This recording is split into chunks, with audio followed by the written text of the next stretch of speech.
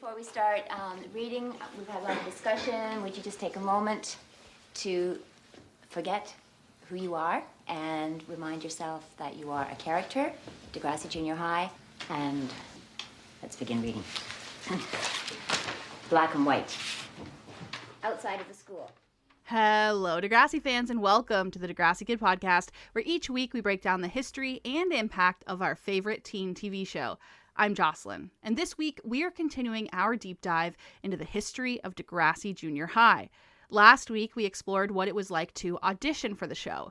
We learned that Degrassi sent out notices to radio stations, newspapers, and schools all across Toronto, looking for kids who may be interested in acting. Those notices resulted in over 500 people signing up for a role. After weeding through them all, the Degrassi team narrowed it down to 300 kids who seemed like a good fit for the show and all got the chance to audition. Together, the Degrassi team took notes on each of their performances and narrowed it down even further to only 50 kids who were hired for the show. We even got to peek inside Linda Schuyler's personal notebook as she evaluated who had a good audition and who was on the capital NO list for being too opinionated. Then, Degrassi's art director, Judy Shiner, took those kids and conducted acting lessons about how to hit your mark, how to talk to the media, and how to make the world believe that you're a real kid on Degrassi. But what did those acting workshops actually look like? What exercises did the Degrassi kids do together to learn how to act? Who trained them to handle tough questions from the media? And what was it like to be inside the real rehearsal studio with the kids from Degrassi?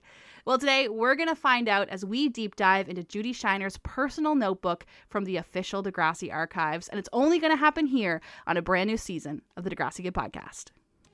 Wake up in the morning feeling shiny and itchy. I gotta go to school. I don't think I can make it, don't think I can take it. I'm wondering what I'm gonna do. First, let's set the scene. The year is 1986. Degrassi's co-creator Linda Schuyler and Kit Hood have just auditioned over 300 kids in Toronto. Not every kid is a perfect fit, but at the end of the day, Linda and Kit have met their goal. Their goal of hiring 50 brand new kids for their Playing with Time repertoire company. But what does that mean? Playing with Time is the name of the production company that Linda and Kit owned when they were making Degrassi. The Degrassi kids would meet at the Playing with Time production office to rehearse for the show, talk to the producers, or get information they needed about the upcoming shoots. The Playing with Time repertoire company was a name Linda and Kit came up with to promote equality within the cast. Most production companies will have their actors separated by leading roles, supporting cast, and background actors. Leading actors are the star of the show. They're typically in almost every single episode, they have the majority of the storylines, and they're essentially the main characters of the show. Supporting cast members are the characters who support them. Think of a best friend who helps the main character go through a traumatic event, or a parent who chimes in with a life lesson. Then the background characters are just that. They fill up the scene in the background. The less you notice them, the better. But Degrassi didn't want to do this because they didn't want to start ranking which kid is more important than the other. So Degrassi hired their kids into a repertoire company. That means that some days Joey Jeremiah would be the star of an episode, like when he streaked through the cafeteria naked.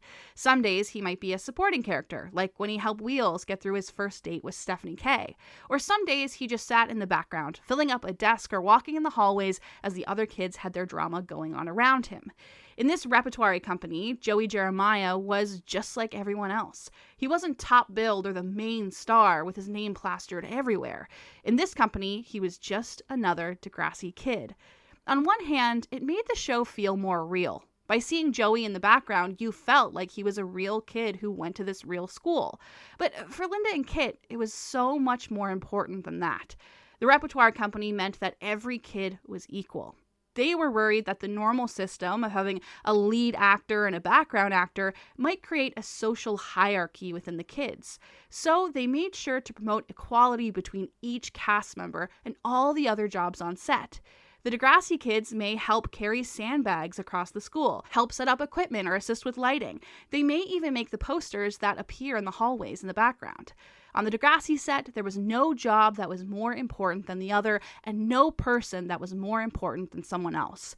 And it also helped the kids not get wrapped up in the idea of stardom and feeling like they're better than everyone else, even outside of Degrassi. Here's what Degrassi's director Kit Hood and Joey's actor Pat Mastroianni had to say about it in this 1989 documentary called Degrassi Between Takes. Then there are workshops called Coping with Success, sessions that emphasize that no actor works alone, that everyone in the cast is essential. When we did the workshops this year, one of the exercises we did was a support exercise, which was very physical. And out of that, we explained that Joey, for instance, is a very important character, but he couldn't survive on screen unless he had other characters who were supporting him. You need support to do that role. You can't do it by yourself. And I think they were trying to teach us, that we need one another to make a good show. This documentary was such a great resource to see what it was like actually inside the workshops hosted by Judy Shiner. And it takes us through some of the exercise that they do together. In some of the scenes, it shows them reading through a script, talking about why their characters are making those decisions. Do they think teenagers might act differently or their characters might act differently? And they even do typical team building exercises like trust falls with each other. All of these exercises helped the Degrassi kids develop together as a team. But it did so much more than that. It also helped the production company figure out who would get more scenes. While Degrassi wanted to promote equality within their cast, they still had to pick which kids could be trusted to handle the leading roles. Somebody has to get them. The cast of Degrassi Junior High document from the archive says the producers are constantly reevaluating the attitude and talent of each actor, and often scripts are adjusted to suit the actors who are showing the most promise. That way, every actor has a chance to become more prominent or less. In the Playing with Time repertory company, there are never any stars. So they decided to create a reward system, and these workshops were crucial for managing it. The producers, production managers, and writers would all sit in on the workshops and evaluate how the kids were responding to feedback, who was stepping up to try new things, and who was taking the workshop seriously.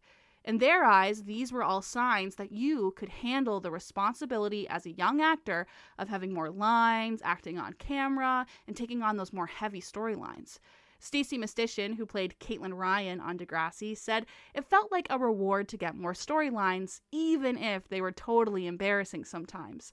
Stacey started on the Kids of Degrassi Street when she was only 10 years old, and acting was something she always wanted to do, she said. So when it came time for the acting workshops in Degrassi Junior High, Stacey took it very seriously. She would show up on time, she would be prepared for the next lesson, and was very engaged in the activities that they were doing in the workshops. It also helped that she had a close and personal connection with the producers.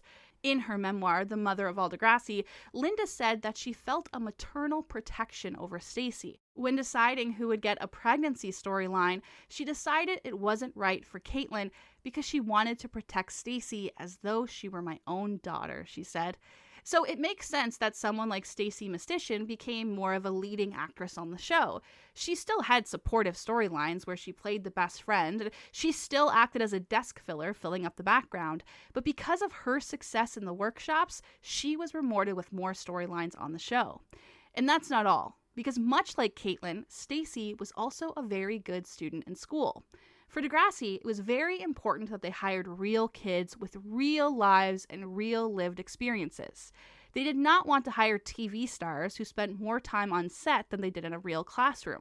So Degrassi did a few things to make sure that their kids remained kids. First, they hired an on-set tutor and production assistant named Laura Vickers, who helped the kids with their homework in between scenes. Because Degrassi was filming at a real school, all of the classrooms were real too. So they used the Real Resource Center in Degrassi to help the kids with tutoring. If they weren't filming a scene in there already, then the room was used as a green room, a wardrobe room, and a tutoring studio. Degrassi was adamant that their kids had to stay in school and they had to get good grades. If you were killing it at the acting workshops, but ultimately failing your classes in school, Linda and Kit would tell you that you needed to get your grades up if you wanted more responsibility on the show.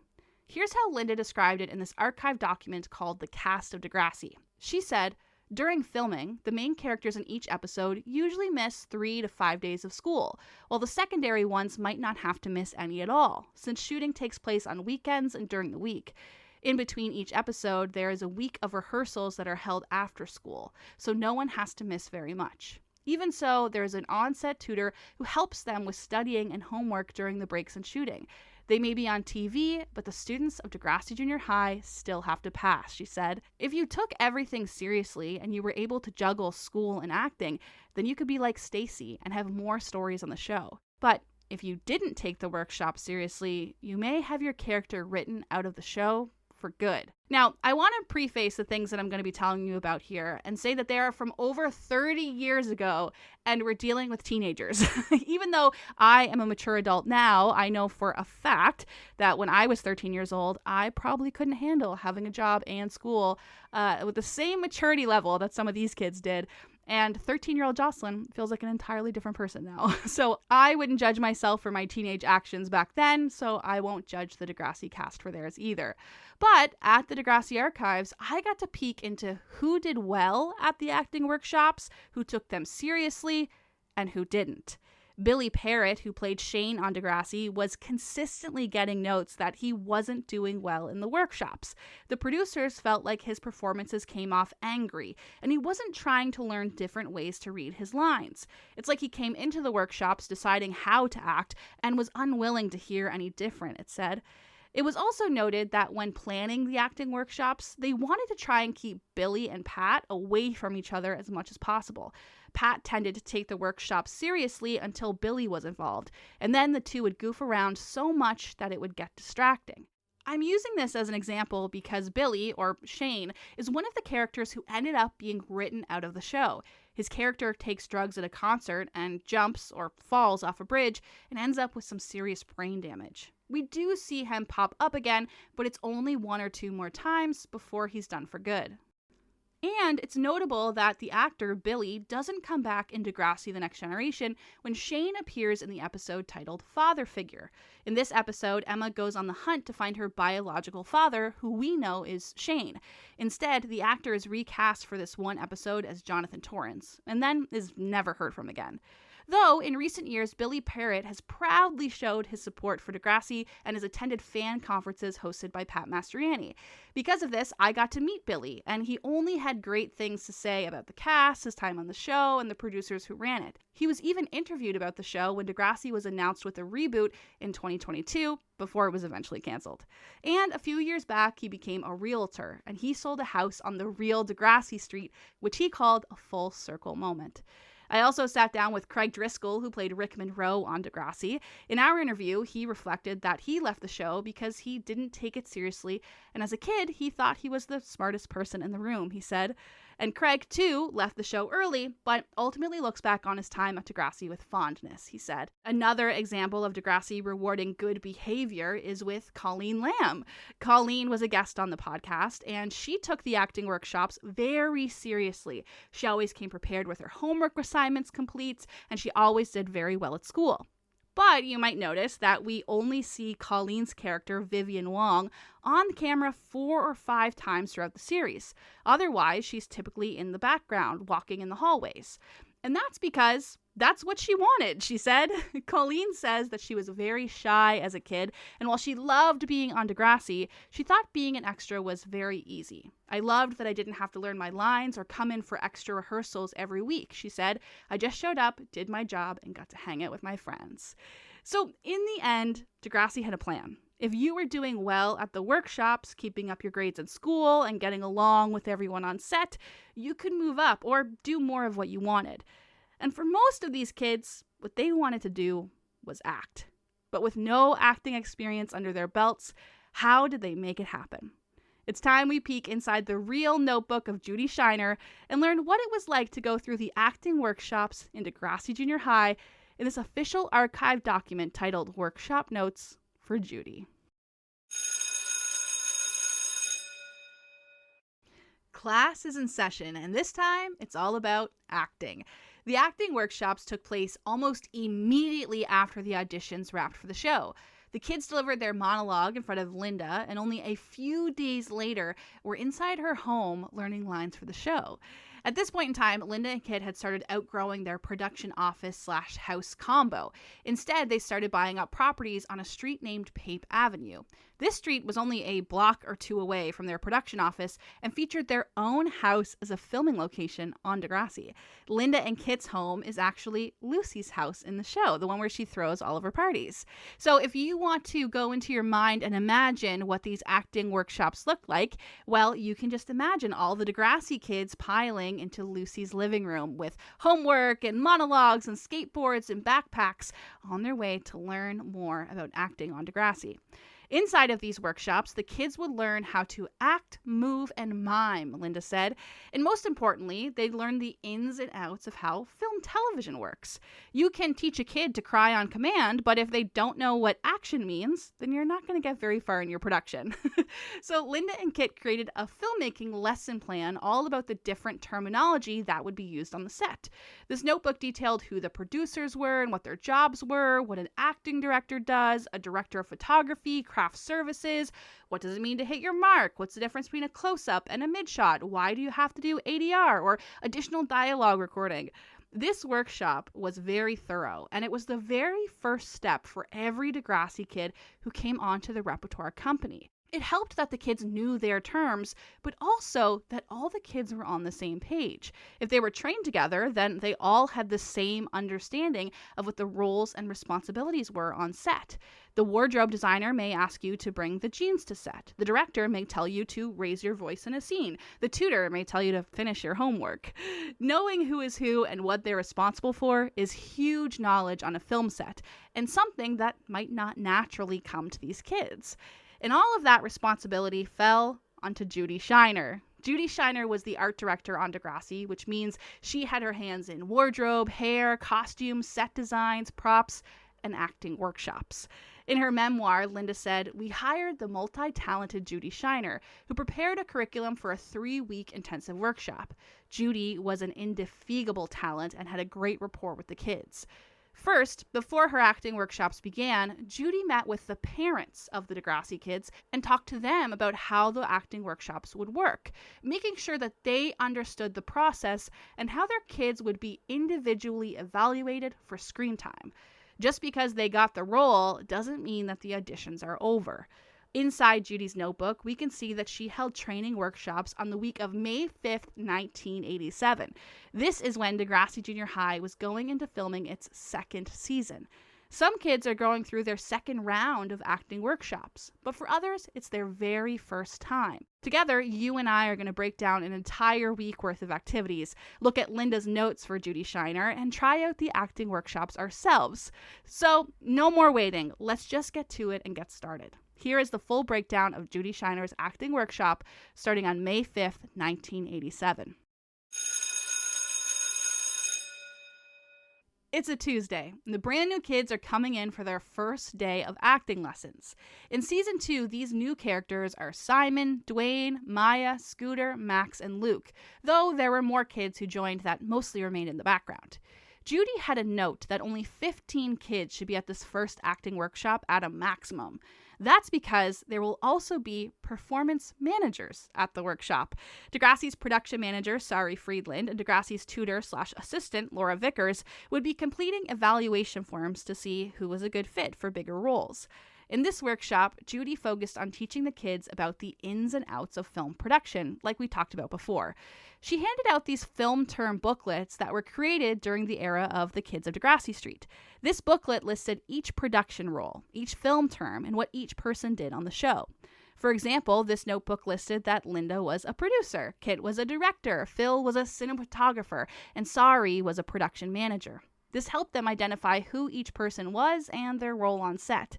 Judy also focused on exercises that were built around taking direction, where she'd have the kids try their line and then ask them to try it another way. Judy taught them where the camera sits on an axis, which is basically about how much space there is in a scene and how you have to act within that space, and what the difference is between a close-up shot and a wide shot. They would do different exercises that help the kids understand what it looks like when a camera is far away and what it looks like when a camera is up close and why that matters. They'd also answer every possible question you could think of. How do you hit your mark? What is a mark? What does a mark look like? How do you block? How do you count? All of the things that go into being a good actor. About an hour and a half after that, at 6:30 p.m., the next group of kids would start to roll in. This time, they had the actors who were in year 2 of acting workshops. These actors played Arthur, Yick, Tim, Lucy, Wheels, Rick, Heather, LD, Melanie, Susie, Snake, and a few other background actors. The note in Judy's binder for this session is called Speech and Dictation Session Number 1. Now she's going to take the kids who already know about acting and what a director is and help them improve their speech and their line delivery. They'll start with a breathing warm-up exercise like the classic me, me, me, me, me, me, me, mo, mo, mo, mo, mo, mo, and red leather, yellow leather, red leather, yellow leather. All classic dictation exercises that you're probably familiar with. Her main goal was to teach the kids about getting the words right at the right time. What you say is just as important as how you say it and when you say it. The kids all did great. They took direction well, and they were ready to come back for tomorrow's acting assignments. The next night, on Wednesday, the acting workshop begins at 4:15 p.m. with Catherine Ellis. Catherine was Degrassi's publicist, and she did a workshop called Handling the Media. In this exercise, Catherine is teaching the kids the difference between a good interview and a bad interview, and she uses the adults in the room to help practice. To show a bad interview, Judy or Catherine might mumble and look down as they're answering their questions. To show a good interview, they'll have good posture and tell a fun story about their time on set. Catherine runs through the difference between a print interview, a radio interview, and a live interview for TV. How does your interview change when it's in each of these different platforms? Then she has the kids sit in the hot seat. They're going to try their hand at being interviewed by the other Degrassi kids in the room. But they're not alone. Catherine said that she liked to pair different groups of kids together and have more than one kid in an interview at the same time. This way, they could be more comfortable and have someone else to rely on if they don't know what to say. It also helped with that star system that we were talking about, and making sure that one kid didn't get more interviews than everyone else. For example, Catherine said that if a media request came in from a news agency, they were likely to request an interview with Joey and Caitlin, but they'd be more likely to get Joey and Michelle, or Shane and Diana. That way, every kid got their chance to shine and show off that media training. In this workshop, a few of them would go up together in the hot seat and try it out. Then they'd switch in and out of different groups so they could try different combinations and see what worked. In workshops like this, Catherine said, they talk about the different questions they might get asked from the media or from fans who watch the show and what are the best ways to handle them. For example, one of the questions was, how much money do you make on Degrassi? Duncan Waugh, who played Arthur, quipped back and said, well, it's more than babysitting. Duncan said this during an interview one time when he was visiting a high school and talking to students about the show. Catherine loved that answer so much that she made it part of her training exercise, and she coached the rest of the Degrassi kids to use that answer if it ever came up. Now, if you go back and read interviews from this time period, you're likely to see this quote from one of the Degrassi kids. And now you'll know that it's because of Duncan, aka Arthur on Degrassi. This media workshop included everyone on the show, even the brand new kids. But that's a lot of children to get together and try to have them pay attention. So they hosted one training session from 4:15 to 6 o'clock p.m. Those kids went home, the adults took a break, they reset, and then they ran it over again with a new set of kids from 6:30 p.m. to 8:15 p.m. The next day, on Thursday, May 7th, 1987, the kids piled in for an extras workshop. How do you handle being an extra or a background actor on set? They showed the kids what it meant to mime or look like you're talking without really talking, the importance of wearing light footwear so you don't make too much noise on set, and what a background actor's routine looks like. Where do you go to touch up your hair and makeup? What props do you need? How do you know what outfit to wear when you're filming scene 1 and scene 13 on the same day? It may be the same day for you on set, but for your character, those scenes could be happening days apart. You wouldn't be wearing the exact same outfit on both of those days. This workshop was for what Degrassi called the desk fillers, the kids who sit in their seats and don't say anything at all. Most times, these workshops would include people like Colleen Lamb, who we interviewed on the podcast. You can go back and listen to her opinions on what she thought about it. Or more low-key characters like Vicky Friedland, Muhammad Sama, or Wei Lee. All characters who appeared on the show, but mainly just played those desk fillers in the background. These are the types of workshops that they would have focused on when they were on Degrassi. How cool is it to get an inside peek from so many different perspectives in these workshops? Then, moving on to the next day, Friday, May 18th at 4:30 p.m. The kids do a costume parade where they dress up as their characters to try to get into the role. This can also help Judy with wardrobe, and it can help iron out the final looks for their characters. Is anything missing? Is anything too much? For example, here's a clip of Judy Shiner talking about the wardrobe design for Joey Jeremiah and why he wore a fedora in school. You're responsible for building Joey's signature style, his Hawaiian t-shirts, his classic fedoras. What are those things that you're looking for? How do you make those decisions before we even see the show get made? So that would have been in the Bible. They were trying to think of what's a way a character could flip the bird to authority figures around him. And of course, when you wear a hat, that's the kind of thing that, sort of thumbs your nose to authority without being against the law. And fun fact, when I was in high school and Annie Hall was very big, I can't believe I'm admitting this, I actually wore a fedora to school and a tie and a vest because Annie Hall was very popular at that time. And I was called down to the principal's office, the vice principal's office, and he said, "You can't wear that." And I said, "Is it in your rules?" And he said, "Take it off. It's disrespectful." Anyway, so it's very funny that then I was responsible for putting a fedora on Joey Jeremiah. Then things catch on. Like you're trying to develop a signature style, and it's real life, but it's slightly larger than life. So if people were just to see a still photograph of the gang, you see in her crazy headburns, Sorry and eyes, I'm so sorry. Caitlin with her, when that blonde streak took off, Spike with her hair, Joey with his fedora. This is their signature. It took off. So that's what you look for, is something that, even without anyone opening their mouths, that exemplifies the personality of that character. And in Joey's scenario, he's a diminutive person. Mm-hmm. So his clothes were so much larger than life. His attitude was so much larger than life. And Hawaiian shirts represent that. Having that hat, you see him from a mile off. That clip comes from my episode with Judy Shiner, where we talked even more in depth about her time on the show. If you'd like to go take a listen to it. But for now, let's go back to 1987 and get back into the minds of the acting workshops. Later in the workshops, they did a screening of a Degrassi Junior High episode. This way they could use it as a conversation starter about acting techniques. They showed the episode called Stage Fright, which is about Caitlin Ryan finding out that she has epilepsy. They picked out certain scenes from the episodes and discussed it as a group. They were able to talk about acting techniques, what made the scene work, and what they may do different if their character was going through the same experience. How would it be the same? How would it be different? If Joey found out this news, he may try to hide it and act tough. If Michelle found out this news, she may panic and have an anxiety attack. These types of workshops were very common for Degrassi. Here's Kit Hood and Pat Mastroianni reviewing footage together after a filming day on set, as it appears in the Degrassi Between Takes documentary. Some of the actors have become world famous, but star is a four-letter word around Degrassi, where it's the rep company that matters. Autograph parties, the players take turns, and in case anyone's head starts to swell, there are always the rushes. You see how my eyes are moving?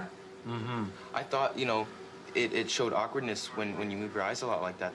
So, but what's Joey being awkward about here? You caught me there.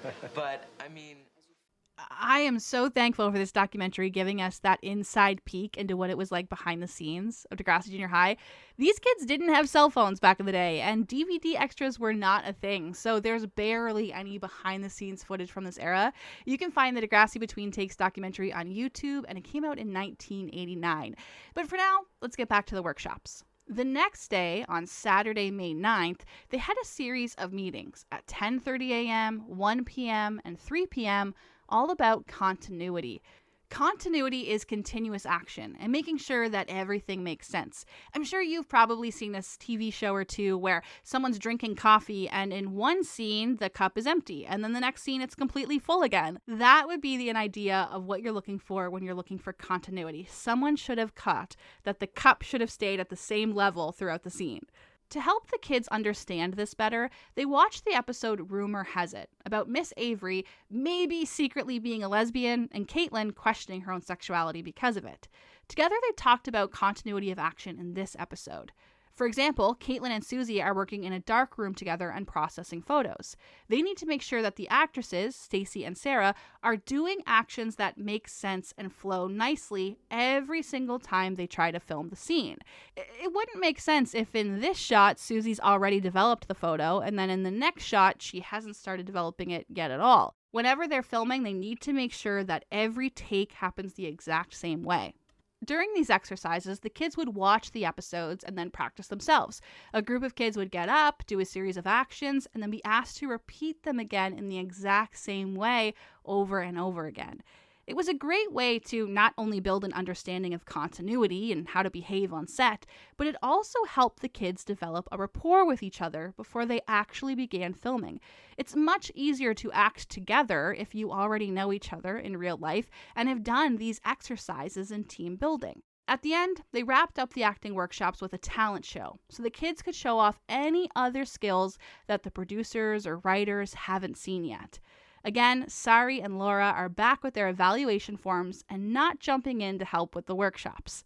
What I loved on this document is that there's a note handwritten by Judy that says things we still have to do. And it says, Stacy has to get a haircut. Does anyone else? What about Pat? I loved that because I'm always conscious of the fact that in the Degrassi The Next Generation days, they're doing things like this. They're making sure the kids have the right look. They're not allowed to change their style in between the seasons. But in Degrassi Junior High, it always felt much more lax and more real because they wore their own clothes. They did their hair their own way. It never really occurred to me that even in these days, they would be making sure that even their hair looked the way that they wanted to. So that was very, very cool. But what's even crazier is that this was only 1 week of acting workshops on Degrassi. In only 5 days, they covered speech, dictation, roles on a film set, continuity, dress rehearsal, a talent show, you name it. These workshops ran anywhere from 3 to 6 weeks before they started filming the new series. And each year, you would move up a level. If this was your second year on the show, then you'd move up to level 2 acting workshops, while the brand new kids would start at level 1 and learn everything that you learned last year. How cool is that? But that's not all. When I was digging through these archives, I'd found a loose piece of paper tucked into Jodie's workbook. It was from Linda Schuyler, and it had a suggestion about the acting workshops.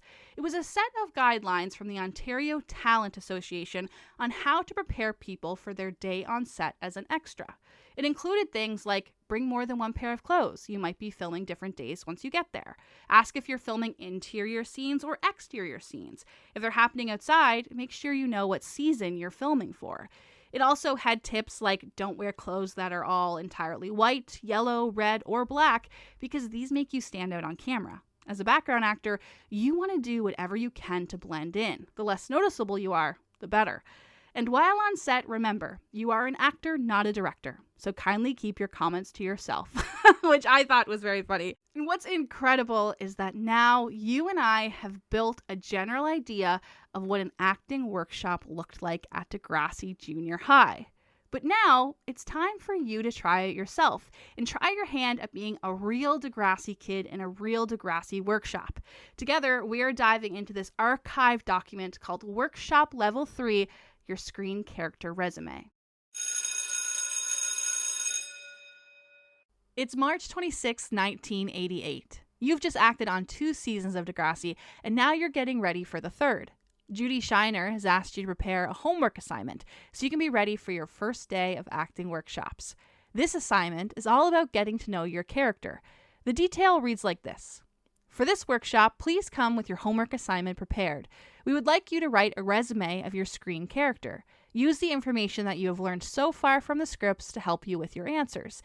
If there's information that you do not know, make it up.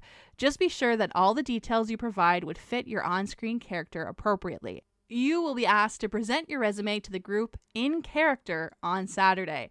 Be sure to write In character, bolded, underlined, double exclamation pointed. This is the assignment that you and I are going to be doing together on the Degrassi Kid Patreon this Thursday, August the 19th.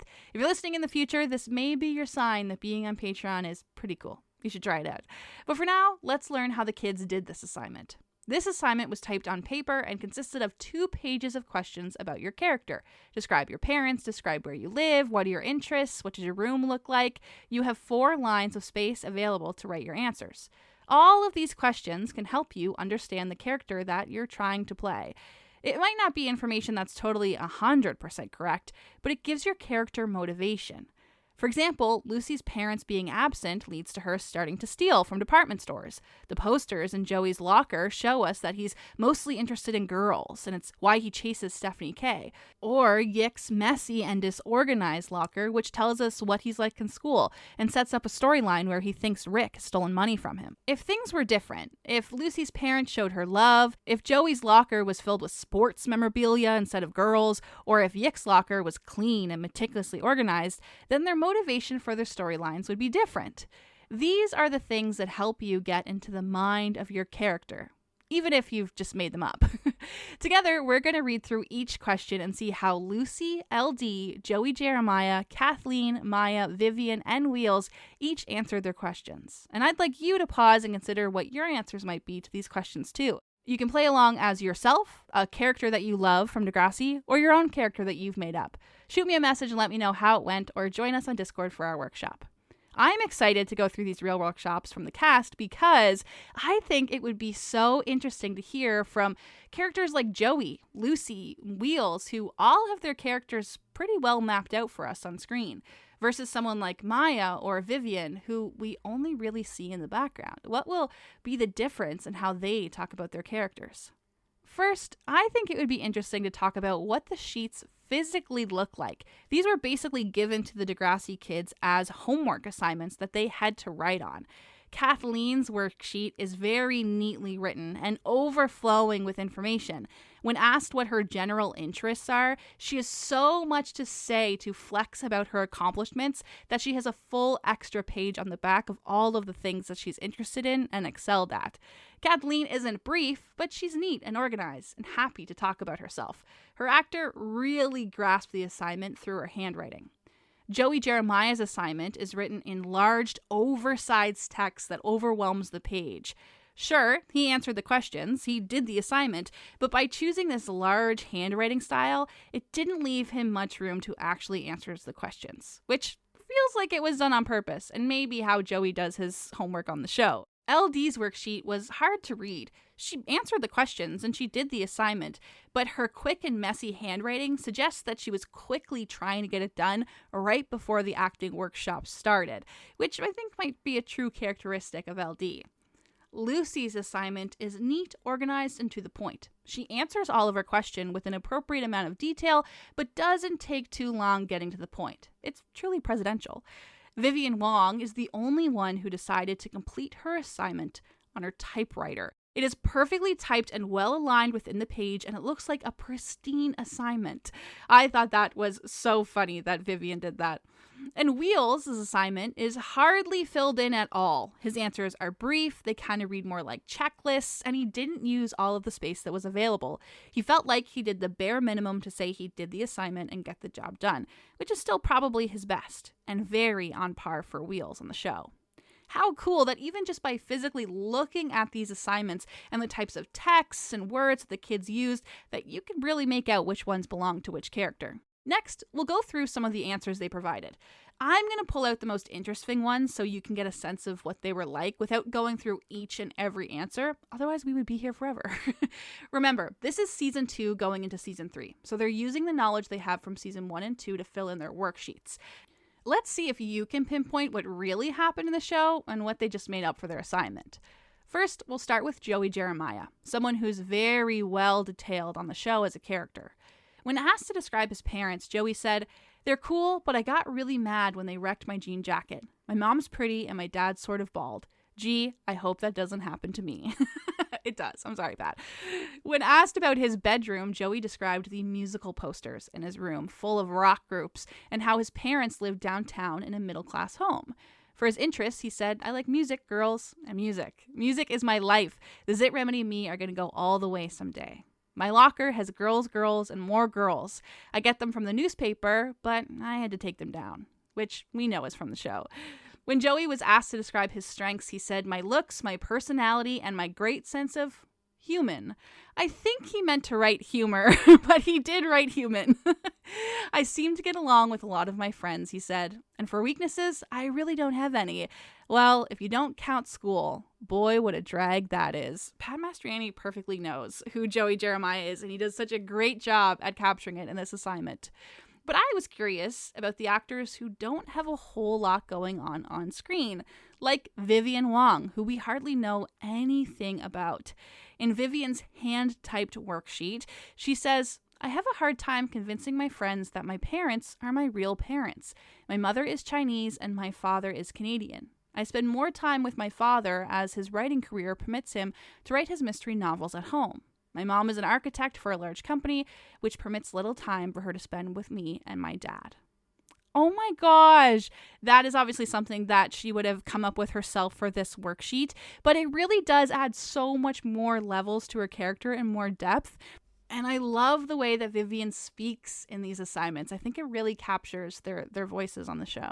When Vivian is asked to describe her room, she describes it as being well kept and organized, just like her locker, and describes herself as a book fanatic. I enjoy reading, writing stories and poems, she said. I enjoy collecting fashion magazines and participating in the occasional odd sport. She says the reason her room and locker are so organized is because it helps with my grades and my lifestyle. I also like to think that I am well-headed and secure, which gives me confidence in myself. That is so cute. But she says her weakness is that she can be very competitive. Being competitive prevents me from having fun at school, she said. I do my work to become the best. I'm also very sensitive when people make an offense towards me. It bothers me. It's constantly on my mind and it makes me depressed. That is so sad, but that makes me want more Vivian Wong storylines. I'd also like to note that every time another kid made a mistake on their document, they would just kind of scribble over it and then rewrite it out. But Colleen Lamb, doing her Vivian Wong assignment, used whiteout and then retyped over the space to fix it. So it looks like there was never a mistake at all, which is such a good attention to detail. And these things are also so helpful because when Vivian or Colleen is filling up a desk, she has to have something about her character that makes her different. That it's not just a group of kids who are all staring at their desk writing with a pencil perfectly. They all have to have their own thing. Maybe one of them is hanging off of a desk. Maybe one is sat up perfectly straight. Maybe one of them is actually just reading a book or flipping through a magazine. Having these kind of ideas about your character can help you figure out what are you going to do when you're someone who's just in the background. And much like Vivian Wong, Maya was another character who had to pull information from her own imagination. She was more of a supporting character in the series. When asked what her strengths are, she said, even though I'm disabled and in a wheelchair, I do my best to not feel sorry for myself. I make the best out of every situation. For weaknesses, she continued, I'm envious of all the kids for being able to move around easily and not be confined to anything. I am so envious of the girls who find it much easier to develop close relationships with guys. Even though I do my best to fit in and not feel sorry for myself, once in a while I get depressed and I break down at home. I wish I could be included more when everyone goes out. Oh, Maya! Maya was also asked to talk about a stressful situation in her life, and she described one that we don't see on the show. She said, on a class trip to see a play at another school, there were problems with my wheelchair. I had to be lifted off the bus after everyone else got off. There was no elevator, and the theater was on the 3rd floor. I had to be carried up. It was so embarrassing to be singled out like that. They almost dropped me. I had a horrible experience and just felt anxious waiting to have to go back down. Ugh. But my favorite answer is when she was asked, what do you like about you? And she said, I like my positive attitude, and I'm pretty proud of the way I handle things. I love joking around, although I can be serious if I need to be. I'm going to be a comedian when I get older. I love this. I need more Maya time on the show. And I want to tell you, I never officially got to meet the actress and shake her hand and say hi, but I did stand like 5 feet away from her at a Degrassi party, and that was pretty cool to me. I was too intimidated to say hi. It was Maya. Lucy's worksheet, which I described as being very presidential, was also very interesting. She described her home as being very nice. I guess you could say well off, she said. The house is in a nice area. My bedroom is full of clothes and wild scarves. It's a total mess. Her interests, as she describes them, are clothes, parties, and dancing. I enjoy wearing really outrageous clothes and I love throwing parties, she said, but I enjoy dance more because I plan to become a dancer someday. When asked what her first job would be or what she'd like her first job to be, she said, I'm going to be a dance instructor or a cashier at this really wild shop down on Queen Street. I have reformed my shoplifting days, she said. I laughed so hard whenever I read that. Good job, Anais. When asked about her weaknesses, Lucy says it's her insecurity. I'm always trying to cover up my insecurity, and by doing that, you can lose friends. I need to stop trying to be someone else, she said. But the craziest thing for me on this worksheet is when she writes a story about herself. She says this: when I was 8 years old, we were living in New York. I was almost hit by a car, but it swerved, and it missed me by about an inch. So I think that's a sign that I was meant for something big. Lucy. Oh, that knowing what comes next for Lucy, it felt crazy that the actress who plays her, Anais, had described this story and made it up for Lucy, not knowing what was going to happen to her in the future. Oh, Lucy. Lucy's best friend, LD, mainly focused on her boyish nature and her relationship with her dad in her worksheet. When asked about her parents, she said, well, my dad is pretty nice, but he's a bit overprotective since my mom died. He's been trying to play mom too, and he tries really hard to make things right. He's okay, I guess, which is so LD. She describes her bedroom as kind of small but cozy. I have all my pictures from kindergarten to grade 8 and some of my favorite cars. In my wardrobe, I even put up a picture of Patrick Swayze. LD says that she loves music so much that she hopes her dad gets her a Walkman for her birthday, and her strengths are that she stands up for what she believes in, which we do see on the show. But she describes her weaknesses as being unable to talk to guys about anything other than sports. I don't really think I'm all that feminine, she said. But one thing I personally liked was when LD was asked, what do you like about yourself? And she said, I think I'm a good friend. And I think so too, LD.